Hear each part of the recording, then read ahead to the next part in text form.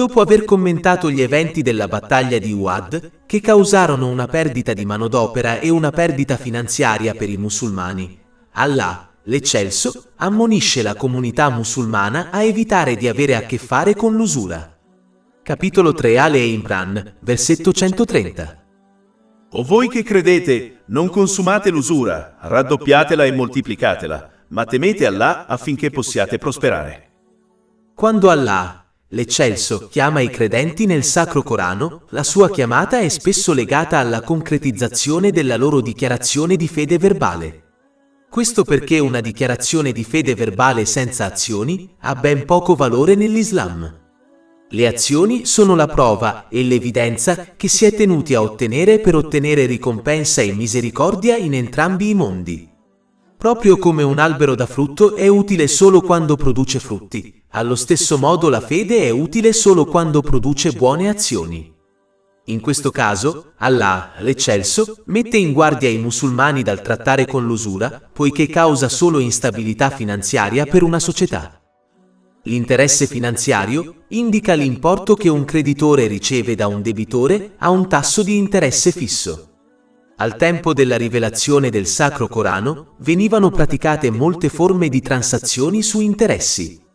Una di queste era quella in cui il venditore vendeva un articolo e fissava un termine per il pagamento del prezzo, stabilendo che, se l'acquirente non avesse pagato entro il periodo di tempo specificato, avrebbe prorogato il termine ma ha aumentato il prezzo dell'articolo. Un'altra era quella in cui una persona prestava una somma di denaro a un'altra persona e stipulava che il debitore avrebbe dovuto restituire un importo specificato in eccesso rispetto all'importo prestato entro un determinato limite di tempo. Una terza forma di transazione su interessi era quella in cui il debitore e il venditore concordavano che il primo avrebbe rimborsato il prestito entro un certo limite a un tasso di interesse fisso e che, se non avessero pagato entro il limite, il creditore avrebbe prorogato il termine, ma allo stesso tempo aumentato il tasso di interesse. È a transazioni come queste che si applicano le ingiunzioni qui menzionate. Chi crede in questo non distingue tra il profitto ottenuto da un investimento lecito e l'interesse finanziario.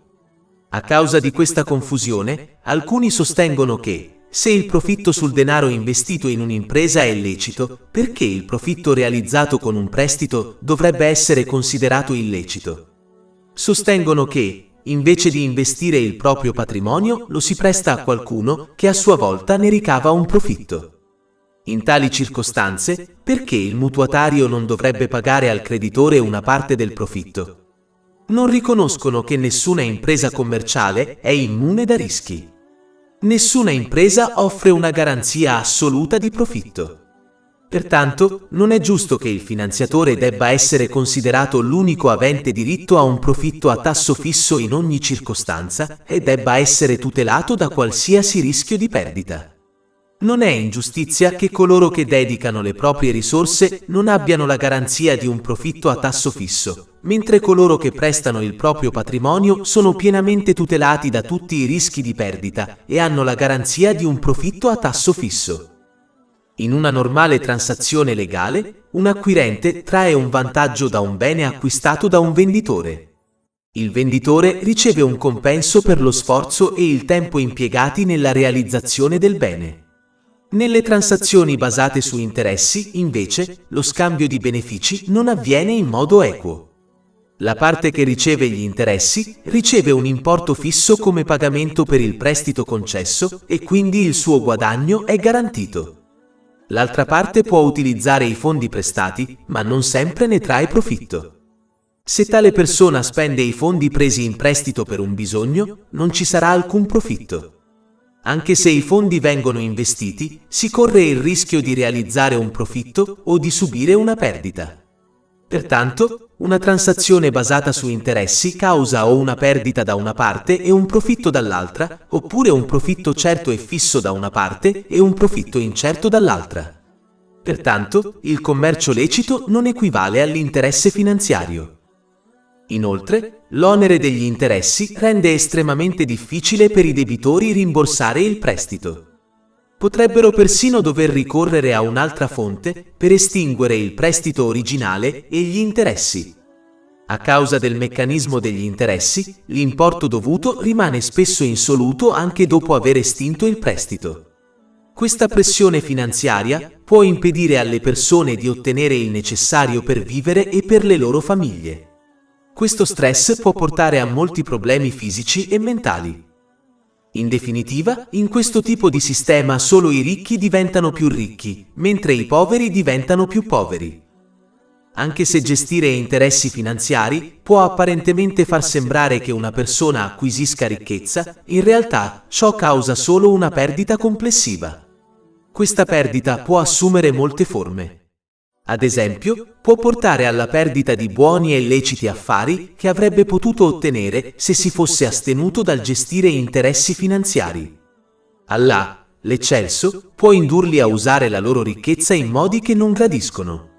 Ad esempio, potrebbero avere disturbi fisici che li inducono a spendere la loro preziosa ricchezza illecita, non riuscendo così a usarla in modi a loro graditi. La perdita complessiva ha anche un aspetto spirituale. Più si occupano di interessi finanziari, maggiore è il significato della loro avidità. La loro avidità per i beni terreni non è mai soddisfatta, il che, per definizione, li rende poveri anche se possiedono grandi ricchezze. Queste persone passeranno da una questione mondana all'altra durante il giorno, senza riuscire a raggiungere la contentezza, poiché hanno perso la grazia che accompagna gli affari leciti e la ricchezza. Questo potrebbe persino spingerli ad accumulare ulteriore ricchezza illecita attraverso interessi finanziari e altri mezzi. La perdita nell'aldilà è più evidente. Saranno lasciati a mani vuote nel giorno del giudizio, poiché nessuna buona azione radicata nell'illecito, come fare la carità con ricchezze illecite, è accettata da Allah, l'Altissimo. Non ci vuole uno studioso per determinare dove questa persona finirà nel giorno del giudizio. Esiste un'enorme differenza tra transazioni commerciali lecite e transazioni basate sugli interessi. Le prime svolgono un ruolo benefico per la società, mentre le seconde ne portano al declino. Per sua stessa natura, l'interesse genera avidità, egoismo, apatia e crudeltà verso gli altri. Porta all'adorazione della ricchezza e distrugge la compassione e l'unità con gli altri. Pertanto, può rovinare la società, sia dal punto di vista economico che morale. La carità, d'altra parte, è il frutto della generosità e della compassione. Grazie alla reciproca cooperazione e alla buona volontà, la società si svilupperà positivamente, il che a sua volta andrà a beneficio di tutti. È ovvio che se esiste una società in cui gli individui sono egoisti nei rapporti reciproci, in cui gli interessi dei ricchi sono direttamente contrapposti a quelli della gente comune, quella società non poggia su fondamenta stabili. In una società del genere, invece di amore e compassione, è inevitabile che crescano rancore e amarezza reciproci. In conclusione, quando le persone soddisfano i propri bisogni e quelli dei propri familiari e poi spendono in beneficenza il loro surplus o prendono parte ad attività commerciali reciprocamente legittime, allora il commercio, l'industria e l'agricoltura in una società di questo tipo miglioreranno. Il tenore di vita all'interno della società aumenterà e la produzione sarà molto più elevata rispetto alle società in cui l'attività economica è limitata dagli interessi finanziari. Capitolo 3 Ale Imran, versetto 130. O voi che avete creduto, non consumate l'usura, raddoppiata e moltiplicata. Il termine arabo usato per usore significa letteralmente smangiare. Questo avverte che utilizzare mezzi illeciti per ottenere ricchezza, come gli interessi finanziari, non fa altro che incoraggiare una mentalità avida ed egoistica, in cui si pensa solo a guadagnare più ricchezza, indipendentemente dagli effetti negativi che ciò ha su di sé e sugli altri. Queste persone consumano interessi finanziari, proprio come una persona avida consuma cibo quando ha una fame estrema. Diventano così ossessionati dall'ottenere più ricchezza con qualsiasi mezzo, da apparire folli secondo gli standard normali. Capitolo 2 Al-Baqara, versetto 275. Coloro che consumano interessi non possono resistere se non come colui che viene spinto da Satana fino alla follia. I musulmani che adottano questa mentalità distruggeranno senza dubbio la loro fede, poiché faranno cose che la contraddicono. Infatti, il santo profeta Mohammed, pace e benedizioni su di lui, ha avvertito in un hadith trovato in Jami' at-Tirmidhi, numero 2376, che l'eccessivo amore e desiderio di ricchezza e leadership sono più distruttivi per la fede di un musulmano della distruzione causata da 2 lupi affamati liberati su un gregge di pecore. È importante capire che questo atteggiamento folle impedirà di raggiungere la pace mentale, anche se si ottengono grandi ricchezze. Questo perché il loro atteggiamento li porterà a usare male le benedizioni che sono state concesse, di conseguenza non otterranno uno stato mentale e fisico equilibrato e senza dubbio perderanno tutto e tutti nella loro vita. Il pensiero costante di accumulare più ricchezza e la costante paura di perdere qualsiasi ricchezza ottenuta non faranno che aumentare il loro stress, l'ansia e i problemi in entrambi i mondi. Lunghissime ore di lavoro e la mancanza di sonno e riposo non faranno che peggiorare la situazione. Indipendentemente da quanta ricchezza e beni materiali ottengano, non troveranno mai la pace interiore. Questo è abbastanza evidente osservando le persone che hanno adottato un'intensa avidità di ricchezza. Pertanto, un musulmano deve evitare ogni forma di ricchezza illecita, come gli interessi finanziari, per il bene della propria salute mentale e fisica. Inoltre, è importante notare che, proprio come l'intenzione di una persona è il fondamento interiore dell'Islam, guadagnare e utilizzare beni leciti è il fondamento esteriore dell'Islam. Se il fondamento di una persona è corrotto, allora qualsiasi azione compia sarà corrotta e respinta da Allah, l'Altissimo, come ad esempio fare la carità. Corrompere il fondamento della propria fede è molto peggio che commettere peccati che influenzano altre parti della fede e devono quindi essere evitati a tutti i costi. Allah, l'Eccelso, stabilisce poi un collegamento tra un musulmano che persiste nei peccati e la punizione che ne verrà inflitta nell'aldilà. Inoltre, collega anche il persistere in peccati gravi, come l'usura, alla morte da miscredente. Capitolo 3 Ali Imran, versetti 130-131. O voi che credete, non consumate l'usura raddoppiata e moltiplicata, ma temete Allah affinché possiate prosperare. E temete il fuoco che è stato preparato per i miscredenti. Questo versetto elimina i desideri illusori che implicano il persistere nella disobbedienza ad Allah, l'Eccelso, aspettandosi la sua misericordia e il suo perdono in entrambi i mondi. Mentre la vera speranza implica lo sforzo nell'obbedienza ad Allah, l'Eccelso, il che implica l'uso corretto delle benedizioni ricevute secondo gli insegnamenti islamici e la riforma del proprio comportamento, sperando poi nella misericordia e nel perdono di Allah, l'Eccelso, in entrambi i mondi. Questa differenza è stata discussa in un hadith trovato in Jami' at-Tirmidhi, numero 2459. Pertanto, bisogna comprendere la differenza e assicurarsi di adottare una vera speranza nella misericordia e nel perdono di Allah, l'Eccelso, ed evitare i desideri illusori, poiché non hanno alcun valore nell'Islam. Inoltre, questo versetto avverte i musulmani che se persistono nella disobbedienza ad Allah, l'Eccelso, c'è la possibilità che lascino questo mondo senza la loro fede.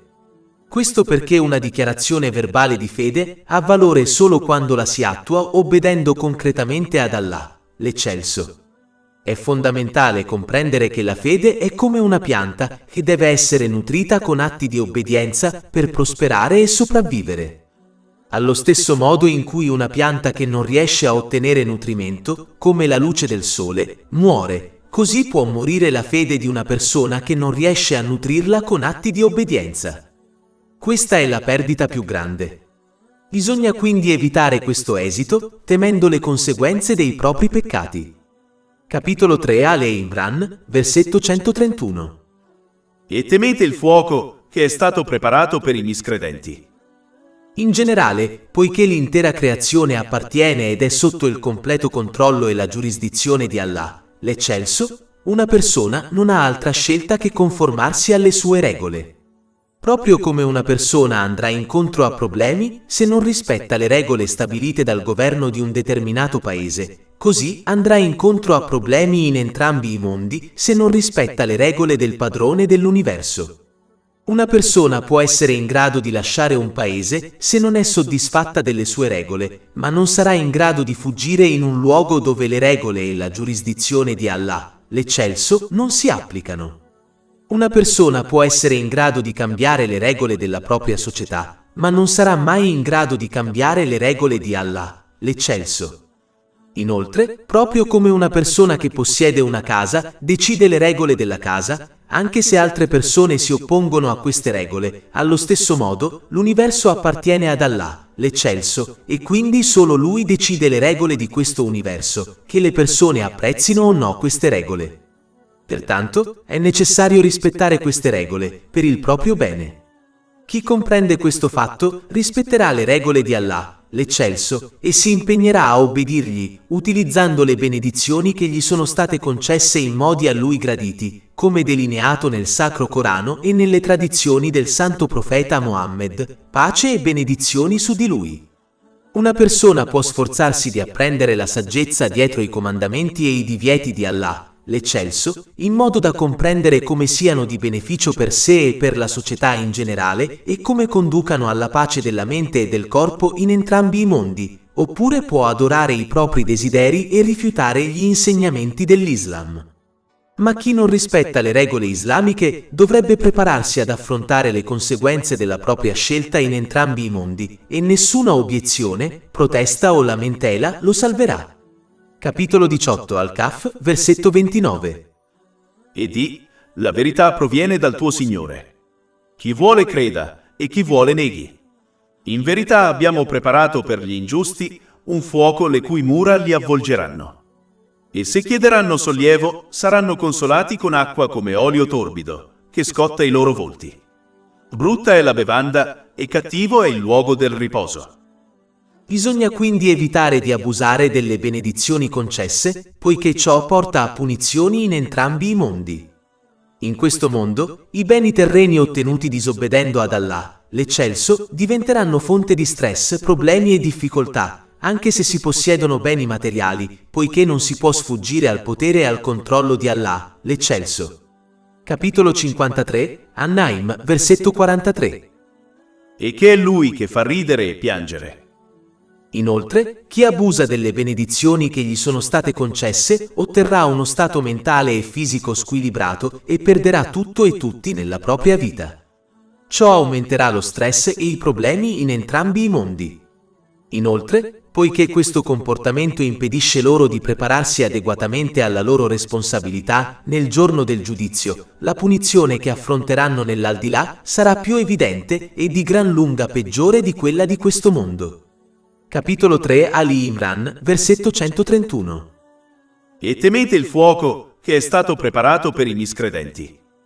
Bisogna quindi evitare questo atteggiamento, impegnandosi nell'obbedienza ad Allah, l'Eccelso. Ciò implica l'uso corretto delle benedizioni concesse, come delineato nel Sacro Corano e nelle tradizioni del Santo Profeta Mohammed, pace e benedizioni su di lui. Questo comportamento conduce alla pace della mente in entrambi i mondi. Pertanto, una persona deve accettare e agire in base agli insegnamenti islamici per il proprio bene, anche se contraddicono i propri desideri. Deve comportarsi come un paziente saggio che accetta e agisce in base ai consigli medici del proprio medico, sapendo che è meglio per lui, anche se gli vengono prescritte medicine amare e un regime alimentare rigoroso. Allo stesso modo in cui questo paziente saggio raggiungerà una buona salute mentale e fisica, così farà la persona che accetta e agisce in base agli insegnamenti islamici. Questo perché l'unico che possiede la conoscenza necessaria per garantire che una persona raggiunga uno stato mentale e fisico equilibrato e posizioni correttamente ogni cosa e ogni persona nella propria vita è Allah, l'Eccelso. La conoscenza degli stati mentali e fisici degli esseri umani posseduta dalla società non sarà mai sufficiente a raggiungere questo risultato, nonostante tutte le ricerche condotte. Non possono risolvere ogni problema che una persona possa affrontare nella propria vita, I loro consigli non possono aiutare a evitare ogni tipo di stress mentale e fisico, né possono aiutare a collocare correttamente ogni cosa e ogni persona nella propria vita, a causa della conoscenza limitata, dell'esperienza, della lungimiranza e dei pregiudizi. Allah, l'Eccelso, solo possiede questa conoscenza e l'ha concessa all'umanità sotto forma del Sacro Corano e delle tradizioni del Santo Profeta Mohammed, pace e benedizioni su di lui. Questa verità è evidente quando si osservano coloro che utilizzano le benedizioni ricevute secondo gli insegnamenti islamici e coloro che non lo fanno. Anche se, nella maggior parte dei casi, i pazienti non comprendono la scienza alla base dei farmaci prescritti e quindi si fidano ciecamente del proprio medico, Allah, l'Eccelso, invita le persone a riflettere sugli insegnamenti dell'Islam in modo che possano apprezzarne gli effetti positivi sulle loro vite. Egli non si aspetta che le persone si fidino ciecamente degli insegnamenti dell'Islam, ma piuttosto che ne riconoscano la veridicità dalle prove evidenti. Questo richiede però che una persona adotti una mente aperta e imparziale nell'accostarsi agli insegnamenti dell'Islam. Capitolo 12 di Yusuf, versetto 108. Questa è la mia via, invito ad Allah con discernimento io e coloro che mi seguono. Inoltre, poiché Allah, l'Eccelso, è l'unico a controllare i cuori spirituali delle persone, dimora della pace mentale, egli solo decide chi la ottiene e chi no. Capitolo 53, An-Naim, versetto 43. E che è Lui che fa ridere e piangere. Ed è chiaro che Allah, l'Eccelso, concederà la pace solo a coloro che usano correttamente le benedizioni che Egli ha loro concesso. Ciò si ottiene attraverso l'obbedienza ad Allah, l'Eccelso, e al suo santo profeta Mohammed, pace e benedizioni su di lui. Capitolo 3 Al-Imran, versetto 132. E obbedite ad Allah e al Messaggero, affinché possiate ottenere misericordia. L'obbedienza ad Allah, l'Eccelso, implica il compiere buone azioni per il suo compiacimento. Chi agisce per altri motivi non otterrà ricompensa da Allah, l'Eccelso. Questo è stato ammonito in un hadith trovato nel Jami' at-Tirmidhi, numero 3154. L'obbedienza ad Allah, l'Eccelso, implica anche l'adempimento dei 3 aspetti del Sacro Corano. Il primo è recitarlo correttamente e regolarmente. Il secondo è comprenderlo e l'ultimo è agire sinceramente in base ad esso. L'obbedienza al santo profeta Mohammed, pace e benedizioni su di lui, implica l'apprendimento e l'agire in base alla sua vita e ai suoi insegnamenti. È quindi necessario sostenere la propria dichiarazione verbale di fede, amore e rispetto per il santo profeta Mohammed, pace e benedizioni su di lui, imparando e agendo in base alla sua vita e ai suoi insegnamenti. Capitolo 3 Al-Imran, versetto 31. Se amate Allah, seguitemi, di così Allah vi amerà e vi perdonerà i vostri peccati. Allah è perdonatore e misericordioso. E capitolo 59, Al-Esh, versetto 7. E qualunque cosa il Messaggero vi abbia dato, prendetela, e ciò che vi ha proibito, astenetevi. Capitolo 2, Al-Baqara, versetto 80. E dicono, il fuoco non ci toccherà se non per pochi giorni contati. Avete stretto un patto con Allah. Allah non romperà mai il suo patto. O dite di Allah ciò che non sapete. E capitolo 4, An-Nisa, versetti 150-151. In verità, coloro che non credono in Allah e nei suoi messaggeri e desiderano discriminare tra Allah e i suoi messaggeri, e dicono, crediamo in alcuni e neghiamo in altri, e desiderano adottare una via di mezzo. Questi sono i veri miscredenti. E abbiamo preparato per i miscredenti un castigo umiliante. E capitolo 4, An-Nisa, versetto 80. Chi obbedisce al Messaggero obbedisce ad Allah. E capitolo 33, Al-Hab, versetto 21. In verità, nel Messaggero di Allah c'è stato per te un modello eccellente, per chiunque speri in Allah e nell'ultimo giorno e ricordi Allah spesso. Bisogna modellare il proprio carattere sul suo carattere benedetto, in modo da adottare buone qualità, come pazienza, gratitudine e generosità, e abbandonare le caratteristiche negative, come invidia, orgoglio e avidità. Questo garantirà il raggiungimento della pace mentale, poiché adottare caratteristiche positive porta a una mentalità positiva. Imparare e agire in base alla vita e agli insegnamenti del santo profeta Mohammed, pace e benedizioni su di lui, garantirà anche di rappresentarlo correttamente al mondo esterno.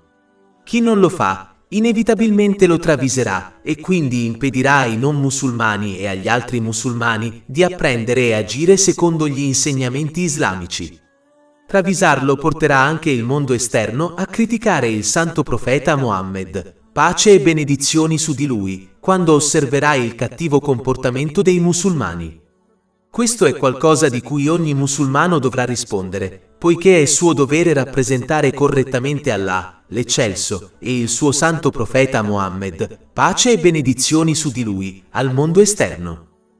Inoltre, proprio come le nazioni precedenti che affermano di amare i loro santi profeti, la pace sia su di loro, non si uniranno a loro nell'aldilà, poiché non li hanno seguiti concretamente, così non si uniranno a loro i musulmani che non seguono concretamente il santo profeta Mohammed, la pace e le benedizioni su di lui, nell'aldilà. Al contrario, una persona si unirà a coloro che ha imitato concretamente in questo mondo. Questo è stato indicato in un hadith trovato in Sunan Abu Dawud, numero 4031. Chi obbedisce ad Allah, l'Eccelso, e al suo santo profeta Mohammed, pace e benedizioni su di lui, si assicurerà di usare correttamente le benedizioni che gli sono state concesse. Questo conduce a uno stato mentale e fisico equilibrato e garantisce che ogni cosa e ogni persona siano correttamente collocate nella propria vita, preparandosi adeguatamente alla propria responsabilità nel giorno del giudizio. Questo porta alla pace della mente in entrambi i mondi. Capitolo 3 Ali Imran, versetto 132. E obbedite ad Allah e al Messaggero, affinché possiate ottenere misericordia. Ciò indica anche l'importanza di obbedire sinceramente alle due fonti di guida, il Sacro Corano e le tradizioni del santo profeta Mohammed, pace e benedizioni su di lui, ed evitare tutte le altre fonti di conoscenza religiosa. Quanto più si agisce in base ad altre fonti di conoscenza religiosa, anche se queste conducono a buone azioni, tanto meno si agirà in base alle due fonti di guida, il che a sua volta porta alla deviazione. Questo è il motivo per cui il santo profeta Mohammed, pace e benedizioni su di lui, ha avvertito in un hadith trovato in Sunan Abu Dawud, numero 4606, che qualsiasi questione che non sia radicata nelle due fonti di guida sarà respinta da Allah, l'Eccelso. Inoltre, quanto più si agisce in base ad altre fonti di conoscenza religiosa, tanto più si inizierà ad agire su cose che contraddicono gli insegnamenti dell'Islam. È così che il diavolo conduce le persone fuori strada, passo dopo passo. Ad esempio, a una persona che sta affrontando delle difficoltà, verrà consigliato di eseguire determinati esercizi spirituali che contraddicono e sfidano gli insegnamenti dell'Islam.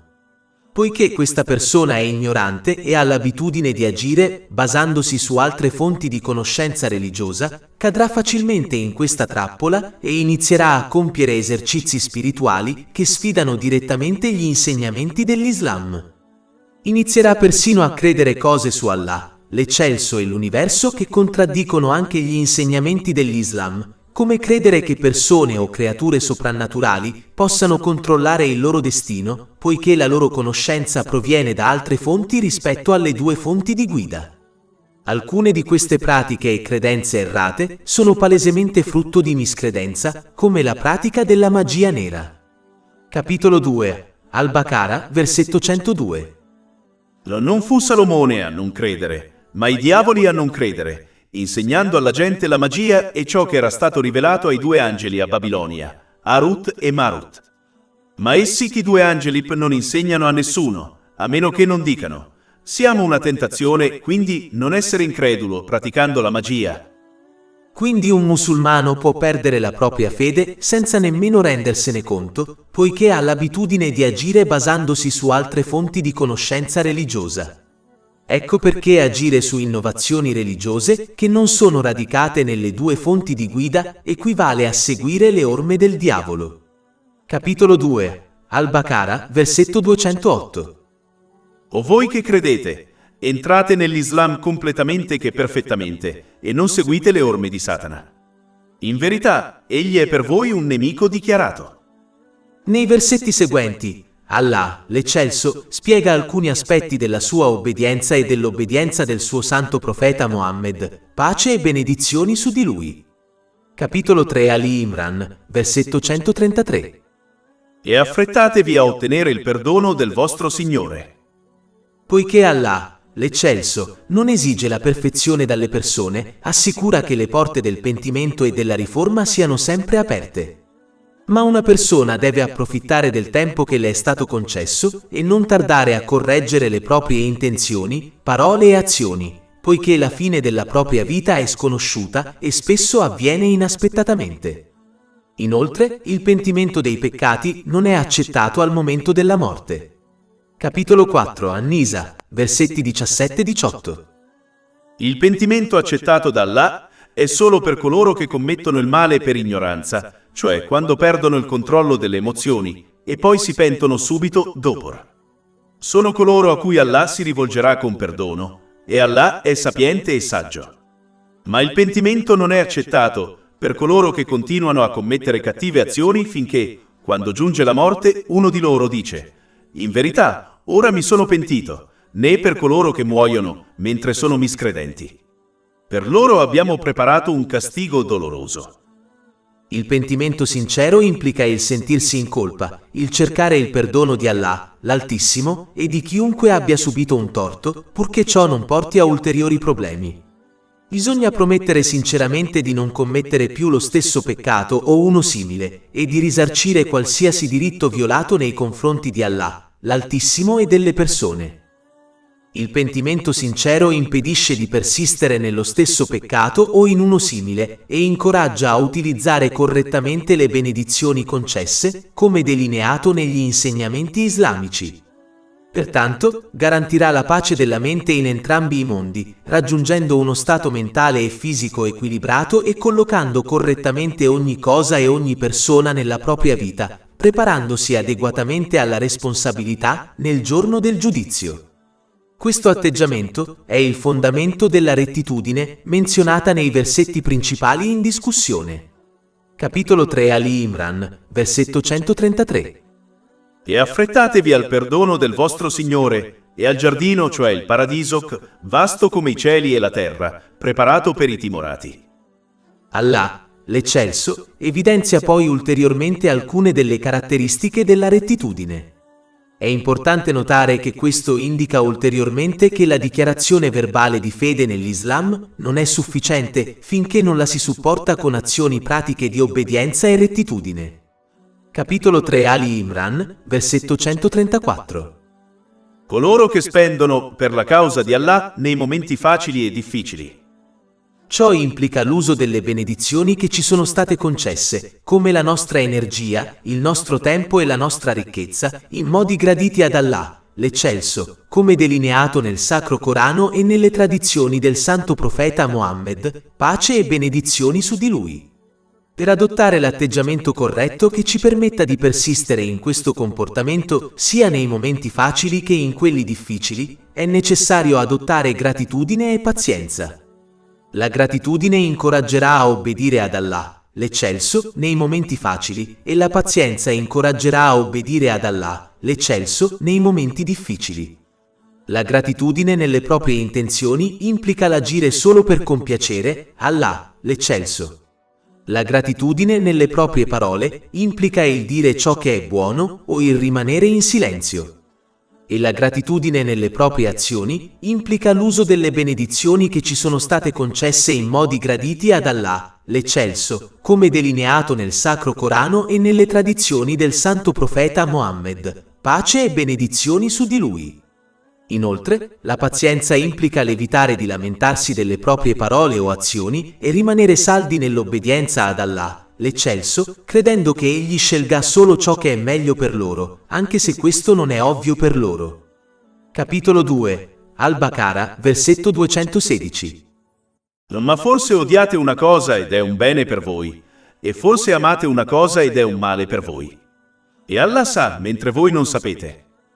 Pertanto, chi agisce correttamente in ogni situazione godrà del costante sostegno e della misericordia di Allah, l'Eccelso, che a sua volta conduce alla pace interiore in entrambi i mondi. Questo è stato suggerito in un hadith presente nel Sahih Muslim, numero 7500. Capitolo 3 Ale Imran, versetto 134. Coloro che spendono per la causa di Allah nei momenti facili e difficili. Quando un musulmano crede veramente che tutto ciò che possiede appartenga ad Allah, l'Altissimo, allora usare correttamente i benefici che possiede, come fare la carità, per grazia di Allah, l'Altissimo, diventa facile. Chi adotta questo atteggiamento si rende conto di stare semplicemente restituendo un prestito che gli è stato concesso da Allah, l'Altissimo. Capitolo 2. Al-Baqarah, versetto 254. O voi che credete, spendete di ciò che vi abbiamo concesso. Questo comportamento protegge anche dal distruggere la propria buona azione di carità attraverso l'orgoglio. L'orgoglio fa credere a una persona di fare un favore ad Allah, l'Eccelso, e ai bisognosi donando. Ma allo stesso modo in cui si restituisce un prestito bancario senza orgoglio, i musulmani devono rendersi conto che la loro carità è un modo per ripagare il prestito concesso da Allah, l'Eccelso. Inoltre, i bisognosi stanno facendo un favore al donatore accettando la sua carità. I bisognosi sono un mezzo per ottenere una ricompensa da Allah, l'Eccelso, e senza di loro questo sarebbe impossibile. Se si crede che la propria ricchezza sia stata accumulata grazie alla propria intelligenza e forza, si deve capire che anche queste cose sono state donate da Allah, l'Eccelso. Pertanto, questo prestito sotto forma di benedizioni come la ricchezza deve essere restituito ad Allah, l'Eccelso, altrimenti si potrebbe incorrere in una punizione che inizierà in questo mondo e continuerà nell'aldilà. Quando si fa beneficenza, la transazione non avviene con una persona bisognosa, bensì con Allah, l'Altissimo. Quando una persona fa affari sinceramente con Allah, l'Altissimo, può essere certa di un profitto inimmaginabile che la porterà beneficio in questo mondo e nell'altro. Questo è stato indicato nei versetti principali in discussione. Capitolo 2. Al-Baqarah, versetto 245. Chi mai farebbe un prestito generoso ad Allah affinché egli glielo moltiplichi moltiplicandolo per lui? La pazienza è richiesta anche per il successivo aspetto della rettitudine discusso nei versetti principali in questione. Capitolo 3 Ale Imran, versetto 134. E che frenano l'ira. Questo versetto non significa che una persona giusta non provi rabbia, poiché provare rabbia è una caratteristica innata che persino i santi profeti, la pace sia su di loro, provavano. In effetti, la rabbia è una caratteristica utile se controllata e utilizzata nel modo giusto, come in caso di autodifesa. L'Islam insegna alle persone a controllare la propria rabbia per non commettere peccati disobbedendo ad Allah, l'Eccelso, con le loro parole o azioni. Ad esempio, una persona arrabbiata dovrebbe rimanere in silenzio e parlare solo dopo che la rabbia l'ha abbandonata. Una persona dovrebbe abbandonare la situazione in cui si trova quando è arrabbiata e tornare solo quando si è calmata. Le parole possono spesso essere più dannose delle azioni, quindi è fondamentale controllare le proprie parole, soprattutto quando si è arrabbiati. Per controllare le proprie azioni, una persona arrabbiata deve assumere una posizione inattiva. Ciò significa che se è in piedi dovrebbe sedersi e se è seduta dovrebbe sdraiarsi finché non si è calmata. Questo è stato consigliato in un hadith trovato in Sunan Abu Dawud, numero 4782. Una persona dovrebbe contrastare gli effetti negativi della rabbia adottando caratteristiche lodevoli, come pazienza, tolleranza e perdono, che sono discusse negli insegnamenti islamici, e abbandonare le caratteristiche negative discusse negli insegnamenti islamici, come il linguaggio osceno.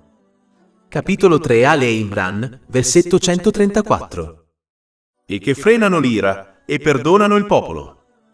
Quando si impara a controllare la propria rabbia, in modo da parlare e agire secondo gli insegnamenti dell'Islam, perdonare gli altri diventerà più facile. Perdonare gli altri per amore di Allah, l'Eccelso, è una grande azione, poiché conduce al perdono di se stessi.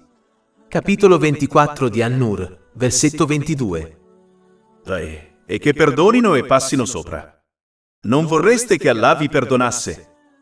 Bisogna sempre ricordare che, non essendo angeli, le persone sono destinate a commettere errori, proprio come loro stesse commettono.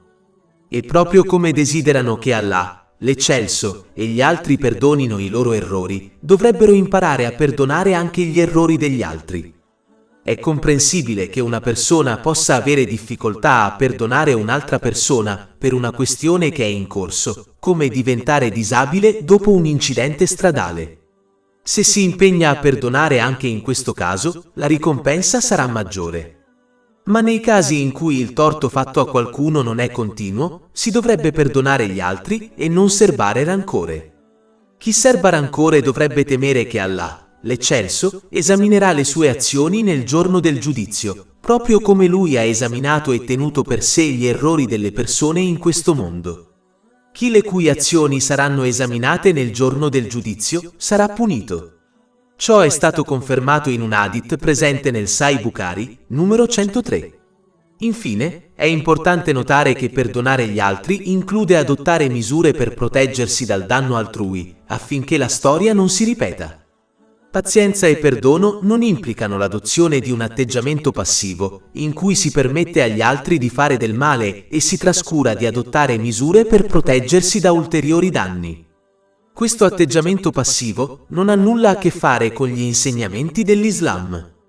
Ad esempio, una donna che subisce abusi fisici da parte del marito deve adottare misure per proteggere se stessa e i propri figli, anche se ciò comporta chiamare la polizia e lasciarlo. Dopo aver protetto se stessa e i propri figli dal suo male ed essere andata avanti con la sua vita, potrà chiedere giustizia in questo mondo, tramite il governo, e ottenere giustizia da Allah, l'Eccelso, nel giorno del giudizio. Ma se riuscisse a perdonarlo per i suoi errori passati contro di lei, per amore di Allah, l'Eccelso, ciò porterebbe al suo perdono. Capitolo 3, Ali Imran, versetto 134. E Allah ama coloro che fanno il bene. Ciò chiarisce che l'amore divino si ottiene attraverso atti di obbedienza, non solo attraverso una dichiarazione di fede verbale. Quanto più si persiste nel fare il bene, il che implica usare correttamente le benedizioni che ci sono state concesse, come delineato negli insegnamenti islamici, tanto maggiore sarà la cura, l'amore e la protezione divini che si otterranno in entrambi i mondi. Questo garantirà loro la pace della mente in entrambi i mondi. Capitolo 16, An-Nahl, versetto 97.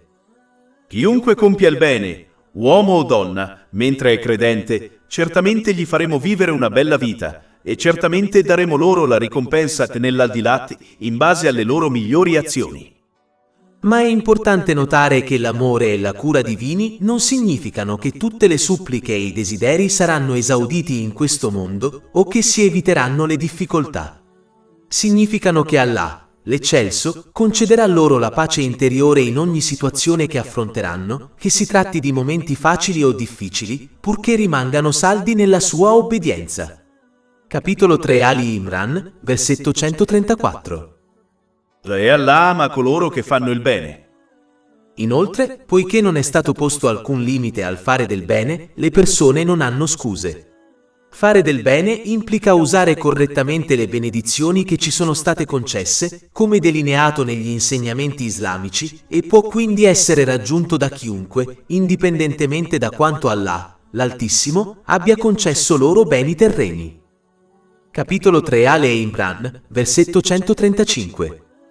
E coloro che, quando commettono un'immoralità o fanno un torto a se stessi. Questo potrebbe riferirsi a peccati maggiori e minori. I peccati sono stati classificati come minori e maggiori.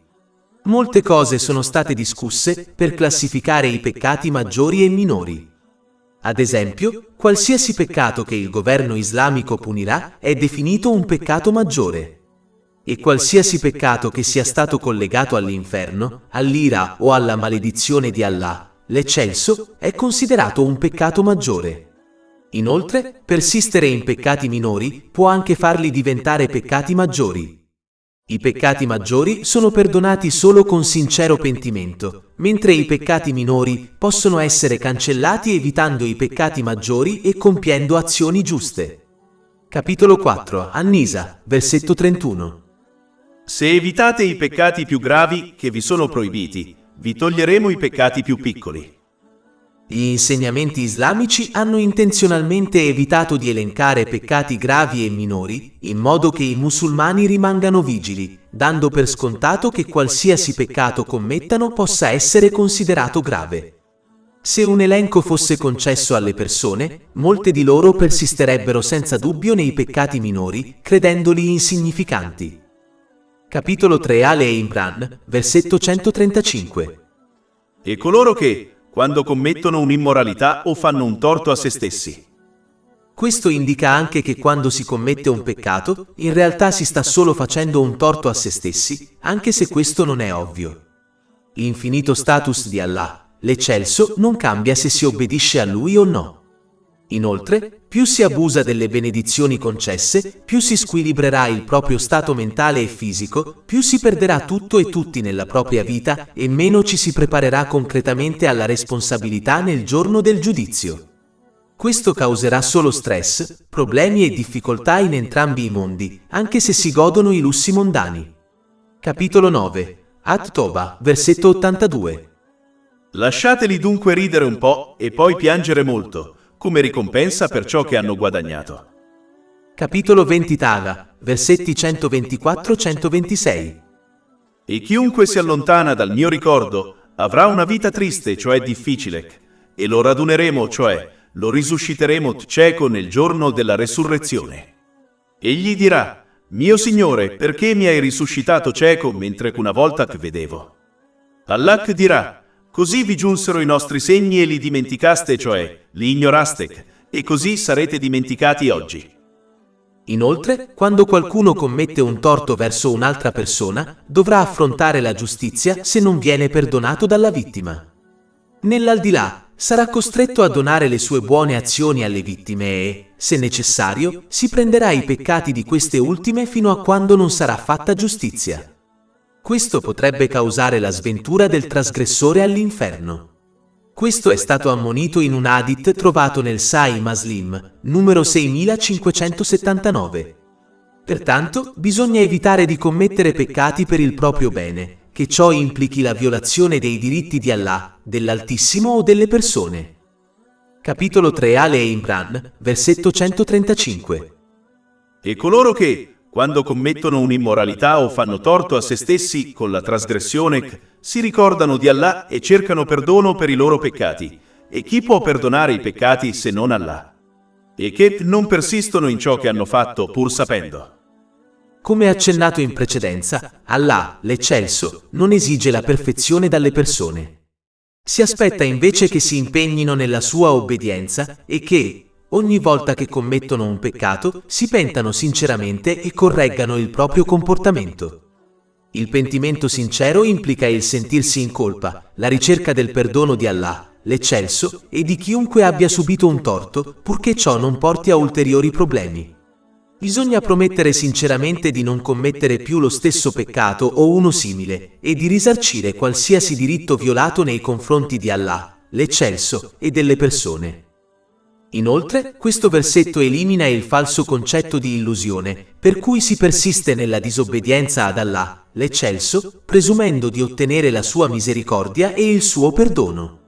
Mentre la vera speranza implica lo sforzo nell'obbedienza ad Allah, l'eccelso, il che implica l'uso corretto delle benedizioni ricevute secondo gli insegnamenti islamici e la riforma del proprio comportamento, sperando poi nella misericordia e nel perdono di Allah, l'eccelso, in entrambi i mondi. Questa differenza è stata discussa in un hadith trovato in Jami' at-Tirmidhi, numero 2459. Pertanto, bisogna comprendere la differenza e assicurarsi di adottare una vera speranza nella misericordia e nel perdono di Allah, l'eccelso, ed evitare l'illusione, poiché essa non ha alcun valore nell'Islam. Allah, l'eccelso, garantisce quindi il perdono e il successo in entrambi i mondi a coloro che adottano le caratteristiche di rettitudine discusse negli insegnamenti islamici. Capitolo 3 Ali Imran, versetto 136. Quelli avranno come ricompensa il perdono del loro Signore e giardini sotto i quali scorrono i fiumi in paradiso, nei quali dimoreranno in eterno, e splendida è la ricompensa dei giusti cooperai. Ma come accennato in precedenza, Allah, l'Eccelso, chiarisce in questo versetto che questa ricompensa è per coloro che concretizzano la loro dichiarazione verbale di fede con buone azioni. Come discusso in precedenza, è fondamentale comprendere che la fede è come una pianta che deve essere nutrita con atti di obbedienza per prosperare e sopravvivere. Allo stesso modo in cui una pianta che non riesce a ottenere nutrimento, come la luce del sole, morirà. Così può morire la fede di una persona che non riesce a nutrirla con atti di obbedienza. Questa è la perdita più grande. Oltre 500 ebook, audiolibri, infografiche, podcast e blog gratuiti disponibili sul nostro sito web www.shaykhpod.com.